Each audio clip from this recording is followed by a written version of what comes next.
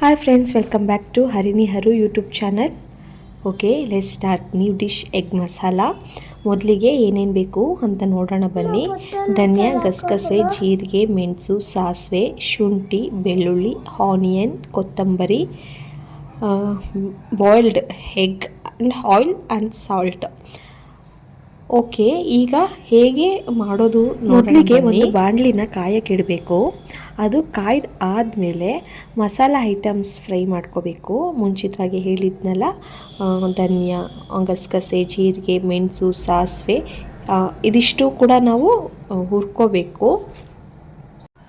ಅದು ಗಮ್ ಅಂತ ಸ್ಮೆಲ್ ಬರಬೇಕು, ಅಲ್ಲಿವರೆಗೂ ಕೂಡ ನಾವು ನೀಟಾಗೆ ಹುರ್ಕೋಬೇಕು. ಹುರ್ಕೊಂಡಿದ್ದೆಲ್ಲ ಆದಮೇಲೆ ಮೊದಲಿಗೆ ವಿಡಿಯೋದಲ್ಲಿ ತೋರಿಸಿದ ಹಾಗೆ ಒಂದು ಬಿಸಿನೀರಿಗೆ ನಾನು ಒಣಮೆಣ್ಸಿನ್ಕಾಯಿನ ನೆನೆಯಾಕಿದ್ದೆ.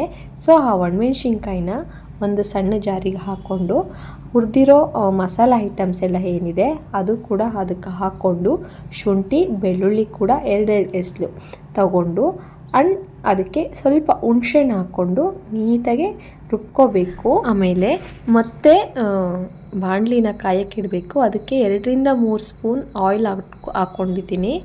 ಅದಕ್ಕೆ ನಾವು ಕಟ್ ಮಾಡ್ಕೊಂಡಿರೋ ಆನಿಯನ್ನ ಹಾಕ್ಕೊಂಡು ನೀಟಾಗಿ ಫ್ರೈ ಮಾಡ್ಕೋಬೇಕು. ಎಲ್ಲಿವರೆಗೂ ಅಂತಂದರೆ ಅದು ಫುಲ್ ರೆಡ್ಡಿಶ್ ಆಗಬೇಕು, ಅಲ್ಲಿವರೆಗೂ ಫ್ರೈ ಮಾಡ್ಕೋಬೇಕು. ಅದಾದಮೇಲೆ ರುಬ್ಕೊಂಡಿರೋ ಅಂಥ ಮಸಾಲೆ ಏನಿದೆ ಅದನ್ನು ಅದಕ್ಕೆ ಸೇರಿಸ್ಕೋಬೇಕು. ಆ್ಯಂಡ್ ಆ ಜಾರಲ್ಲಿ ಉಳಿದಿರೋ ಮಸಾಲೆ ಇರುತ್ತಲ್ಲ ಅದಕ್ಕೂ ಅಷ್ಟೇ ಸ್ವಲ್ಪ ನೀರು ಹಾಕ್ಕೊಂಡು ಎಷ್ಟು ನಮಗೆ ಗ್ರೇವಿ ಬೇಕಾಗುತ್ತೋ ಅಷ್ಟು ಮಾಡ್ಕೋಬೇಕು.